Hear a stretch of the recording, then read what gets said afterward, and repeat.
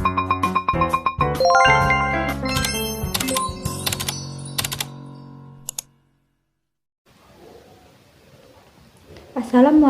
warahmatullahi wabarakatuh. Perkenalkan, nama saya Dini Palma Yuliana, NPM A1J022018, Prodi Pendidikan Nonformal. Di sini saya akan menjelaskan tentang interaksi sosial, yang dimana ada pengertian, ciri-ciri, syarat, faktor, dan contoh. Yang pertama ada pengertian interaksi sosial. Interaksi sosial berasal dari kata interaksi, yang artinya tindakan yang terjadi secara dua orang atau lebih yang bereaksi akan timbal balik melalui kontak langsung maupun kontak tidak langsung. Sosial yang berarti mencakup saling berkesinambungan atau bekerja sama, seperti halnya manusia merupakan makhluk sosial yang tidak bisa hidup sendiri dan akan membutuhkan orang lain. Secara sederhana, pengertian interaksi sosial adalah hubungan timbal balik antar individu maupun kelompok untuk menjalin hubungan pertemanan, diskusi, kerjasama yang diterapkan dalam kehidupan bermasyarakat.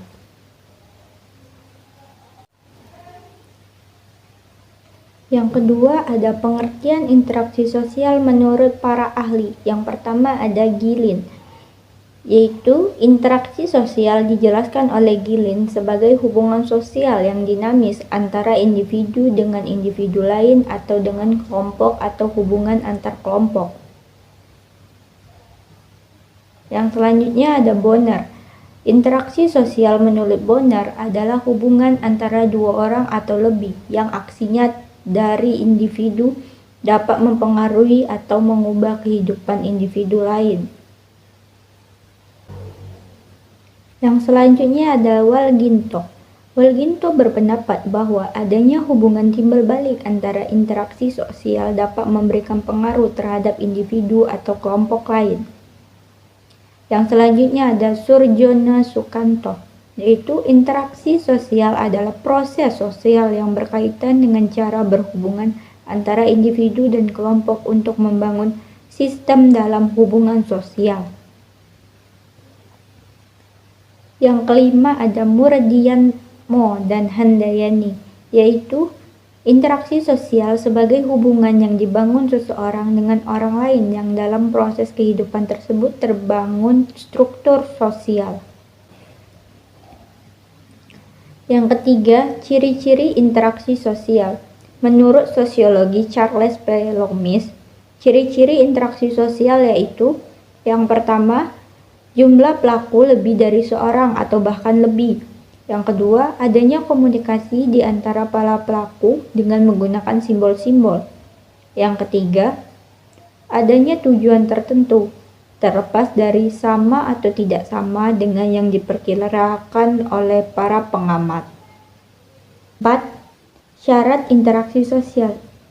Ada dua syarat terjadinya interaksi sosial, yaitu yang A, kontak sosial. Kontak sosial dibagi menjadi dua, yaitu kontak sosial bersifat primer adalah kontak terjadi secara langsung seperti bertatap muka. Selanjutnya, kontak sosial bersifat sekunder, yaitu kontak terjadi secara tidak langsung atau menggunakan media penghubung seperti telepon, surat elektronik, bahkan melalui pesan media sosial. Yang B ada komunikasi. Ada beberapa unsur pokok dalam komunikasi, yaitu komunikator adalah seseorang atau sekelompok orang yang menyampaikan pesan untuk menjadi sumber dalam sebuah hubungan atau keterkaitan. Selanjutnya ada komunikan, adalah seseorang atau kelompok yang menerima pesan dari komunikator. Pesan adalah suatu hal yang disampaikan oleh komunikator. Pesan biasanya berisikan informasi, pertanyaan, bahkan pengungkapan emosi dan perasaan. Media adalah perantara untuk menyampaikan pesan. Media komunikasi dapat berupa lisan, tulisan, gambar, bahkan film biasanya memberikan pesan tersurat. Yang terakhir ada efek, adalah perubahan yang diharapkan terjadinya pada komunikan setelah mendapatkan pesan dari komunikator. Jenis dan contoh interaksi sosial.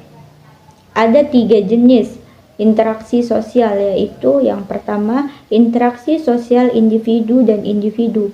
Interaksi sosial individu dan individu adalah pertemuan antara seseorang dengan individu lain yang bertujuan untuk memberikan aksi. Contohnya, mengajak bermain sepeda bersama adik. Yang kedua, interaksi sosial individu dengan kelompok. Interaksi sosial individu dan kelompok pada salah satu bahkan kelompok yang lebih besar biasanya terdiri lebih dari 3 orang yang dimana akan memberikan informasi, entah itu promosi. Contoh, menjadi seorang narasumber dalam kegiatan seminar. Yang ketiga, interaksi kelompok dengan kelompok. Interaksi kelompok dengan kelompok merupakan pertemuan antara 2 kelompok atau lebih dengan kelompok yang berbeda. Contoh, kelompok TNI dan kelompok polisi melakukan kerjasama interaksi sosial untuk memberantas kejahatan di daerahnya. Sekian penjelasan dari saya. Materi selanjutnya akan dibacakan oleh Harfiah Fadilah Rahmi. Assalamualaikum warahmatullahi wabarakatuh. Perkenalkan, nama saya Harfiah Fadilah Rahmi dengan MPM A1J022-006, Program Studi Pendidikan Non-Formal. Baiklah, di sini saya akan melanjutkan tugas dari teman saya sebelumnya, yaitu materi tentang sosiologi dan antropologi pendidikan. Selanjutnya kita akan membahas tentang pola interaksi sosial. Apa sih yang dimaksud dengan pola interaksi sosial itu? Jadi, pola interaksi sosial yang terjadi antara individu maupun kelompok yang bersifat dinamis dan mempunyai pola tertentu sebagaimana kebiasaan-kebiasaan yang dilakukan secara pengulangan. Sehingga berjangka panjang, maka akan bertahan terwujudnya hubungan sosial yang baik.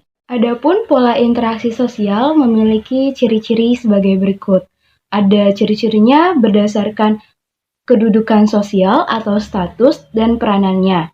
Terus ada kegiatan yang terus berlanjut sehingga menemukan titik tujuan untuk menghasilkan suatu hal yang terbaik dan terus mengembangkan pemikiran atau ide. Terus ada interaksi sosial dapat terjadi pada siapapun, tidak mengenal waktu, tempat, keadaan. Nah, ini biasanya akan terlibat sebagaimana pola pikiran masyarakat akan terbentuk. Yang selanjutnya itu tentang faktor-faktor terbentuknya interaksi sosial. Jadi apa saja sih faktor pembentuknya interaksi sosial? Yang pertama itu ada imitasi. Imitasi itu bisa meniru, misalnya kita meniru fans kita meniru tingkah lakunya atau meniru kebiasaannya, meniru gaya rambutnya, itu juga bisa. Terus ada sugesti, terus ada simpati, terus ada identifikasi, dan ada empati. Untuk materi selanjutnya itu ada tentang bentuk interaksi sosial. Bentuk interaksi sosial yang pertama itu ada interaksi sosial asosiatif atau bentuk positif. Nah, bentuk interaksi sosial asosiatif adalah interaksi sosial yang positif, tentunya yang mengarah ke arah kebaikan, akan kerjasama dan penciptaan sesuatu antara seseorang dengan orang lain untuk mencapai tujuan yang positif. Namun, interaksi sosial asosiatif ini terbagi lagi menjadi 4 bagian. Itu misalnya dalam bentuk kerjasama, akomodasi, toleransi, alkulturasi, dan asimilasi. Yang kedua itu ada interaksi sosial disosiatif atau negatifnya. Pada yang positif pasti ada negatifnya dong. Nah, asosiatif itu merupakan interaksi sosial yang mengarah kepada konflik serta perpecahan dalam individu maupun kelompok. Biasanya disosiatif akan mengarah ke hal negatif seperti persaingan itu dalam kompetensi biasanya ya. Terus ada kontroversi, terus ada pertentangan. Jadi itu saja yang dapat kami sampaikan dari materi interaksi sosial ini. Dapat kita simpulkan bahwa interaksi sosial ini sangat penting dalam kehidupan bermasyarakat. Dimanapun berada, Tujuannya itu untuk menjalin hubungan baik pertemanan, bahkan bisnis untuk mencari keuntungan. Interaksi sosial merupakan suatu kemampuan yang bisa diasah. Dengan kata lain, setiap orang bisa memiliki kemampuan untuk berinteraksi. Kemampuan untuk berinteraksi dengan baik tentunya selama ia selalu terus mengasah kemampuan interaksi sosialnya.